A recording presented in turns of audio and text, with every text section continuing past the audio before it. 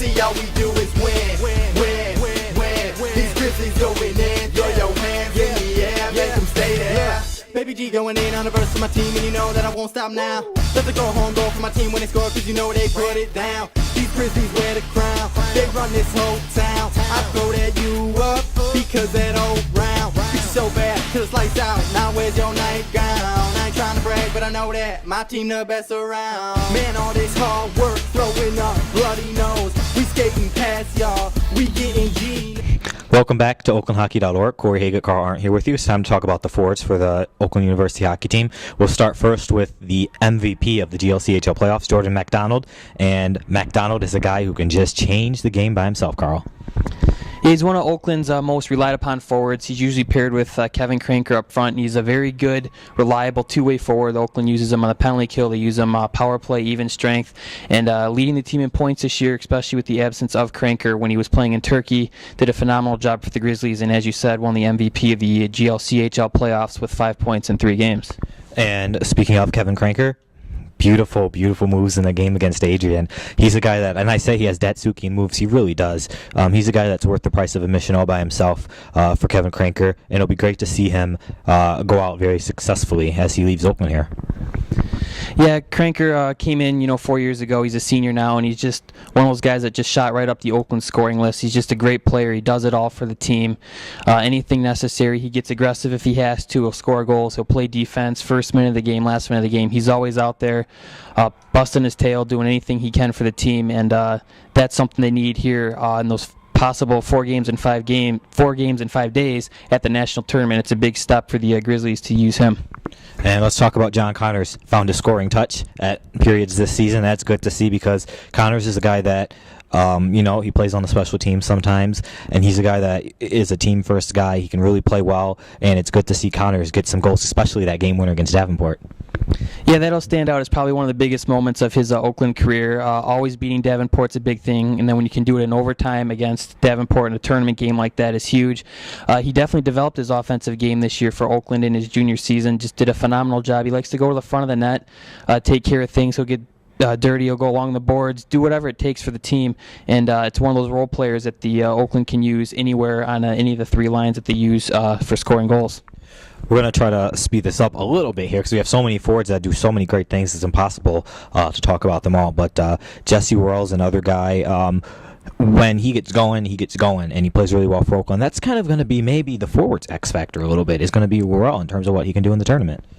Yeah, depth's a huge thing for the Grizzlies, and as you probably alluded to, Jesse's kind of a streaky guy. When he gets going, he's hot for the Grizzlies. He shoots the puck. He's very confident, and he can put a lot of points up. And when not, it hurts a little bit to see him out there because you can tell he's trying, and sometimes the points just don't come for him. Also for Oakland offensively, number 19, Brandon Johnson, Corey, he's back this semester. Good to see providing energy. That's exactly what I was thinking about. I was like, give me the mic, Carl. I want to talk about this. He's an energy guy. He can deliver some big hits.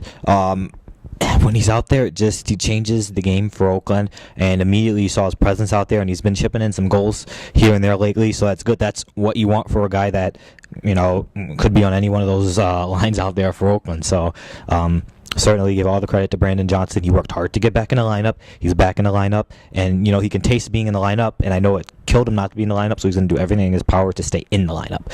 Speaking of other guys, as we move on here, and that's going to be Adam Novak. Teams kind of found out about him a little bit and kind of made adjustments on Novi this year. But toward the end of the season here, Novak has responded well. I think we have to agree on that. And he's going to be another one of those X-Factor guys because you have Kranker and MacDonald who are going to get the goals and the points. And then can Novak be that other guy who doesn't get the attention that, is going to help out Oakland? Playing on the power play is Novak's specialty. He's got a big shot. It's nice to see him out there be manning the left point, usually with Desano on the first power play unit. Does a phenomenal job setting up teammates, getting shots on goal, generating rebounds. Very gifted offensively. When he gets going, Oakland can be almost unstoppable. He's just a very gifted offensive talent for the Grizzlies. Frank Madiak, new player this year for the Grizzlies, number 15, comes in as a sophomore, and he was a pleasant surprise offensively. Yeah, he started off slowly for Oakland, and you just wondered for him to keep going and get it. And when he did, it came for him. It came for him well. That's going to be another guy that, you can go down this list too. Same with Wiecek, and, just what I was going to say about Hoffman too. Hoffman and Madiak are they're not the same player, but kind of the same way, if you kind of get what I'm saying, in terms of both have had their goal scoring droughts and they've had their hot streaks, and Hoffman's a guy that we need to see him get going again on a more consistent basis, and what better time to be at the national tournament. And you know what, he's proven that he can score in big games. He did that earlier this season when they needed big goals. Hoffman delivered it. Same thing with Madiak. So those are two guys that can do that. And then quickly moving on to Wiecek is a guy that I think at the playoffs just took his game to another level here. After he set in the Davenport game, he really took that to heart, and he really, really, really wants to be in that lineup, and you could see it in that playoffs, Carl.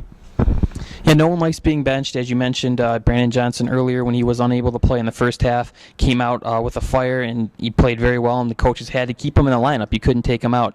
And also with Hoffman, as you said, he was second on the team in goals, and like you said, kind of streaky. He had the 4-point game against Davenport, so very big for Oakland offensively. David Merkel and Brian Baker kind of can be said one and the same. Especially this past weekend, we saw what they were able to do, penalty killing and shorthanded for the Grizzlies at the GLCHL playoffs. Those two are phenomenal together. Obviously, you know, it's one of those things that the penalty killing was so important for Oakland, and even if they don't produce the offense, just being able to get it out of the zone, burn time, are things that those two do very well, which is going to be important. And then moving on a little bit, Curtis Anton, a guy who's he's an animal out there. He can hit, he can make things happen. He's not afraid of anybody. Do not cross Anton wrong. That would not be advisable. But just when you see him out there, it makes you say, "Thank goodness this kid's on our team." Yeah, we saw that near the end of the Adrian game in the championship, 4-0 lead for Oakland, but Anton was messed with a little bit. He got cross-checked, and he didn't like it, and it doesn't matter what the score is. He'll stick up for his teammates. He's always there. Led the team in penalty minutes for a reason. He had over 100, and it's one of those role players that you have to have on championship teams.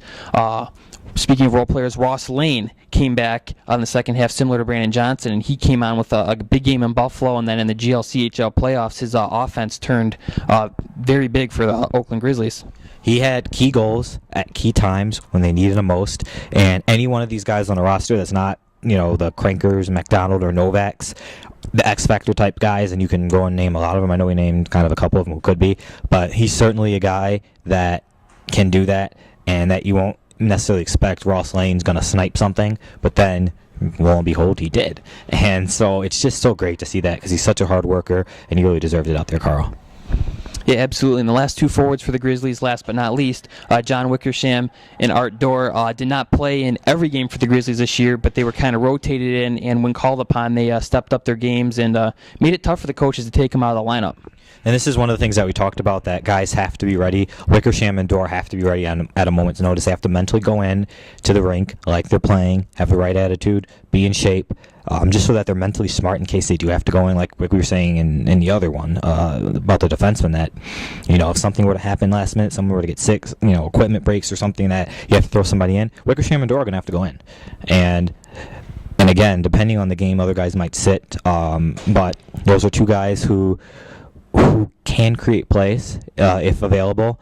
And I think that when you look at both of those guys, they're two guys that you could have way worse guys back there as your final two forwards, and I think we're pretty fortunate that those are the two guys back there. They're both hard workers. They both know the game well, and it's a treat to have them back there.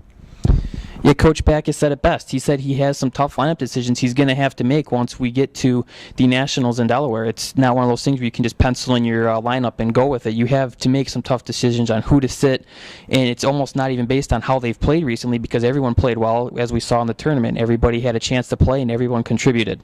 Yeah, and those guys do a lot of the things behind the scenes that people don't know about, that you and I know about and the coaches know about, in terms of different things that go around here that they need to do to help the team win, so that the team can be able to see other things that happen. And you know what? Those, again, for them, whoever's sitting at Nationals, valuable eyes and ears when they're up there watching the game.